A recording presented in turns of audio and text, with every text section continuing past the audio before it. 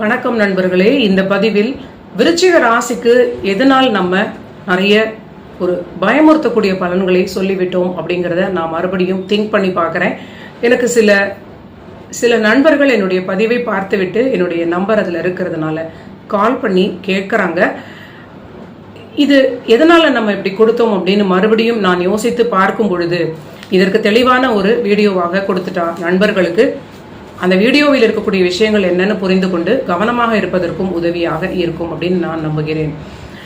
முக்கியமாக பார்த்தீங்கன்னா, பேசிக்ஸ் தெரிந்து ஜோதிடத்தை ஆர்வமாக பார்க்கக்கூடிய நண்பர்களுக்கு என்னுடைய பதிவு மட்டும் இல்லாமல் எல்லோருடைய பதிவுகளையும் பார்த்து ஜோதிடத்தை ஆர்வமாக ரசிக்கக்கூடியவர்களுக்கு இந்த ஆண்டு விருச்சிக ராசிக்கு என்ன பலன் நடக்க இருக்கிறதுன்னு உங்களுக்கே தெரியும். 5 என்று சொல்லக்கூடிய பூர்வ புண்ணிய வீட்டில் சனி கிரகம் அமரப்போகிறார். முதலில் பார்த்தீங்கன்னா அவர் ஒரு அசுப கிரகம், காலச்சக்கரத்திற்கு பாதகாதிபதி. ஸோ இந்த 3ஆம் வீட்டிற்குடையவர் 3ஆம் வீட்டிற்கு 3ஆம் வீடு 5இல் ஒரு அதீதமான ஒரு அசட்ட தைரியம் என்று சொல்லக்கூடிய வகையில் இந்த சனி 5இல் அமர்ந்து ஒரு தேவையில்லாத தைரியத்தை புத்தியை பயன்படுத்தாமல் யோசிக்கக்கூடிய நிலையை இந்த சனி கொடுத்து விடுவார். இதை நீங்க முதல்ல புரிஞ்சுக்கணும். முக்கியமாக 5இல் சனி இருந்து அந்த 5ஆம் வீட்டுக்குடைய குரு 8இல் போய் மறைய போகிறார். இதற்கிடையில் ராகு கேது கிரகங்களுடைய அமர்வு இந்த மே மாதத்தில் இருந்து 2025 மே மாதம் தொடங்கி உங்களுடைய சுகஸ்தானமாகிய இந்த சனியுடைய தொடர்பான சனி வீட்டிலேயே ராகுவும் அமர்கிறார். ஸோ இது நம்ம விளக்கி சொல்லவே தேவையில்லை. கண்டிப்பாக மேஜரான கிரகங்கள் எல்லாமே ஒரு சேலஞ்ச் பண்ணக்கூடிய நிலையில் இருப்பது. நீங்க வருத்தப்படுவதற்காக யாரும் இங்கு ஜோதிடத்தில் ஒரு ராசியை பற்றி நம்ம தவறாக சொல்வதில்லை. ஆனால் நீங்க ரொம்ப கவனமாக இந்த பலன்களை உள்வாங்கி கொண்டு, இது இப்படி சொல்றதுனால நம்ம இது போன்ற சில முடிவுகளை எடுக்கக்கூடிய நேரம் வந்தால் நம்ம சற்று எச்சரிக்கையாக இருக்க வேண்டும் அப்படிங்கிறத நீங்க உணர்ந்துட்டாலே, இந்த ஜோதிடர்கள் இவ்வளவு ஹார்ட் ஒர்க் பண்ணி ஒரு வீடியோஸ் கொடுக்குறாங்க இல்லையா, அது கூட எளிது இல்லை நண்பர்களே. நீங்க புரிந்து கொள்ள வேண்டும். ஒரு வீடியோ பதிவையும் அவங்க கண்டென்ட் யோசிக்காம அவங்களால சொல்லிட முடியாது. மினிமலாக ரொம்ப அனுபவ ரீதியிலான ஜோதிடர்களாக இருந்தாலுமே அந்த கிரகத்தினுடைய வீட்டில் அமர்ந்த கிரகம் எங்கு இருக்க போகிறார், சாரநாதன் என்ன செய்ய போகிறார், இதெல்லாம் ஓரளவிற்கு அவங்க ரெடி பண்ணி கொண்டு தன்னை தயார்படுத்தி கொண்டு அந்த வீடியோவில் அவங்க தடையில்லாமல் அவங்க ப்ரெசன்டேஷனையும் கொடுத்து, என்னை போல இருக்கிறவங்க பார்த்தீங்கன்னா நாங்களே எடிட்டும் பண்ணி அப்லோட் பண்ணி தம்ப்நெயில் போட்டு இந்த மாதிரி விஷயங்களே செய்யும் பொழுது கண்டிப்பாக இதில் ஒரு ஓரளவிற்கு அவர்களுக்கு தெரிந்த விஷயங்களை மட்டும் சொல்கிறார்கள் அப்படிங்கிறத நம்ம புரிந்து கொள்ள வேண்டும்.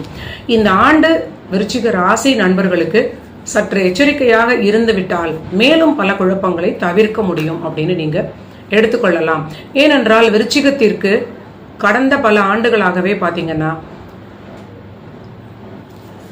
மகர ராசியில் சனி இருந்த பொழுதிலிருந்தே இவர்களுக்கு ஒரு வீடு தொடர்பான விஷயங்களில் லாக் ஆகி கொண்டு இவங்க எடுத்த ஒரு வீட்டு முடிவு, அந்த வீடு இவங்க கைக்கு வராமல் அந்த வீடு தொடர்பான விஷயத்திற்கு இஎம்ஐ கூட கட்ட தொடங்கி இருப்பார்கள் அப்படின்னு வச்சுக்கலாம். சிலருக்கு வீடு சம்பந்தமான விஷயங்களில் ஏதோ யாரோ ஒருவர் ஆக்கிரமித்து கொண்டு அந்த வீட்டினால் பெரிய மன உளைச்சல், பெரிய ஒரு போராட்டமான இழுபறியான நிலை, தாயாருடைய ஆரோக்கியத்திற்கு இதே மாதிரியான ஒரு பலன்கள். இது எத்தனை பேருக்கு நடக்கவில்லை அப்படின்னு நீங்க சொல்லலாம். ஸோ இந்த 4ஆம் வீட்டில் 4ற்குடைய சனியாக இருந்து அவர் 3இல் அமர்ந்த பொழுது இந்த பலன்களை எல்லாம் நீங்க சரியாக புரிந்து கொண்டு வீடை கைவிட்டு கொடுத்தாலும் பரவாயில்லை அப்படிங்கிற முடிவுகளை சிலர் எடுத்திருந்தால் நீங்க கூட்டி கழித்து பார்க்கும் பொழுது உங்களுக்கு நடக்கக்கூடிய இந்த இழப்புகள், அந்த வீடு சம்பந்தமான பொருளாதார இழப்புகள், அந்த வீடு தொடர்பான உறவுகளால் ஏற்படக்கூடிய அந்த லாஸ், அதெல்லாமே நிறைய தவிர்த்திருக்க முடியும் இந்த விருச்சிக ராசி நண்பர்கள். ஆனால் நான் பார்த்தவரை பார்த்தீங்கன்னா விருச்சிக ராசி நண்பர்களுக்கு அந்த வீட்டின் மேல் இருக்கக்கூடிய அந்த அட்டாச்மெண்ட், அந்த வீடு வாகனம், அந்த மாதிரி சில விஷயங்களால் நிறைய போராட்டமான இழுபறியான நிலையில் இருந்தார்கள். தாயாருடைய ஆரோக்கியமும் அது போன்ற ஒரு பெரிய பிரச்சனையை அவங்களுக்கு சந்திக்கக்கூடிய காலகட்டத்தை கொடுத்து விட்டது. மகரத்தில் இருந்த பொழுதும் சரி, கும்பத்திற்கு சனி வந்த பொழுதும் சரி, இது ஒரு பெரிய சிக்கலான நிலை அப்படின்னு நம்ம புரிந்து கொள்ள வேண்டும். ஸோ அதே போல ஒரு அடுத்து வரக்கூடிய விஷயத்திற்கு எச்சரிக்கையான பலன்களை கொடுக்க நினைத்து விருச்சிக ராசிக்கு என்னுடைய பதிவில் நான் குரு பயிற்சி பலன்களை கொடுத்திருக்கிறேன். நான் என்ன பேசியிருக்கிறேன் அப்படிங்கிறத பார்க்கணும்னா நீங்கள் என்னோட சேனலில் போய் பாருங்கள். குரு பயிற்சி பலன்கள் விருச்சிக ராசி அப்படின்னு கண்டிப்பாக அது ஒரு எச்சரிக்கை பதிவாக எடுத்துக்கொண்டு ஓரளவிற்கு நம்ம தற்காத்து கொள்ள முடியும் அப்படிங்கிறது மட்டும்தான் இதுல யதார்த்தமான விஷயம். ஆனாலும் நம்ம பிறவி ஜாதகத்தில் பிறக்கும் பொழுது வாங்கி வந்த வரங்களை மேஜராக 1, 5, 9 என்று சொல்லக்கூடிய சில விஷயங்களை மாற்ற முடியாது. ஒன்று நம்முடைய பிறப்பு, நாம் யாராக பிறந்து விட்டோமோ அதை மறுபடியும் மாற்ற முடியாது இந்த பிறவி முடிகிற வரையில்.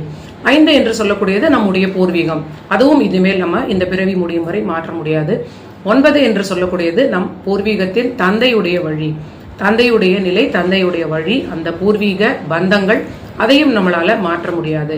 மற்ற சில விஷயங்களை மாற்றிக்கொள்ள முடியும் அப்படிங்கிற அடிப்படையில் ஜோதிடம் இருக்கிறது. ரீசர்ச் விரும்பக்கூடிய நண்பர்களுக்கு ஜோதிடம் அப்படிங்கிறது ரொம்ப ஒரு அற்புதமான ஒரு சுவையான ஒரு சப்ஜெக்டாக இருக்கும். ஸோ விருச்சிக ராசிக்கு இந்த ஆண்டு சற்று நிதானமாக இருப்பது மட்டுமே உங்களுக்கு ரொம்ப நல்ல நிலையாக இருக்கும். ஒரே ஒரு பலனாக ஒரு பாதுகாப்பான ஒரு ரெமெடி என்ன சொல்லலாம் அப்படின்னா, சுயேட்சையாக தனியாக நீங்க எந்த முடிவுகளையும் எடுக்க வேண்டாம். என்னென்றால் இது சற்று புத்தியில் உங்களுக்கு கிளாரிட்டி இல்லாத ஒரு நிலையை கொடுக்கலாம். மற்றபடி விருச்சிக ராசி நண்பர்கள், நீங்க உங்களுடைய சுய ஜாதகம் பார்த்து கொள்வது மேலும் உங்களுக்கு ஒரு நல்ல கிளாரிட்டி கொடுக்கும். நடக்கக்கூடிய தசா புத்தி எந்த ஒரு பாவகத்தை நோக்கி ஃபோக்கஸ் அப்படிங்கிற ஒரு விஷயத்தை கொடுக்கிறதோ அதில் மட்டும் நீங்க எச்சரிக்கையாக இருந்து விட்டாலே போதும். நீங்க பல வீடியோக்களை தேடி தேடி விருச்சிகத்திற்கு என்ன சொல்றாங்கன்னு பார்த்தால் மேலும் அது குழப்பத்தை கொடுக்கும். அதுக்கு நீங்க உங்களுக்கு பிடித்த ஜோதிடரிடம் இந்த ஆண்டு இந்த 1 year குருவினுடைய மறைவு, 5ல் இருக்கக்கூடிய சனியுடைய சாரம், உங்களுடைய பிறவி ஜாதகத்தில் உள்ள அமைப்பு, தசாபுத்தி, இதற்கேற்ற பலன்களை தெரிந்து கொண்டு ஒரு வருடத்திற்கு நீங்க ரொம்ப பீஸ்ஃபுல்லாக எதை செய்யணும் எதை செய்ய வேண்டாம் அப்படின்னு நீங்க தெரிந்து கொண்டால் கூட ரொம்ப பாதுகாப்பாக இருக்கும். ஸோ இது ஒரு நண்பர் ஃபோன் பண்ணி கேட்ட ஒரு நிலையினால் நான் இந்த விளக்கம் கொடுக்க நினைத்தேன். நன்றி நண்பர்களே.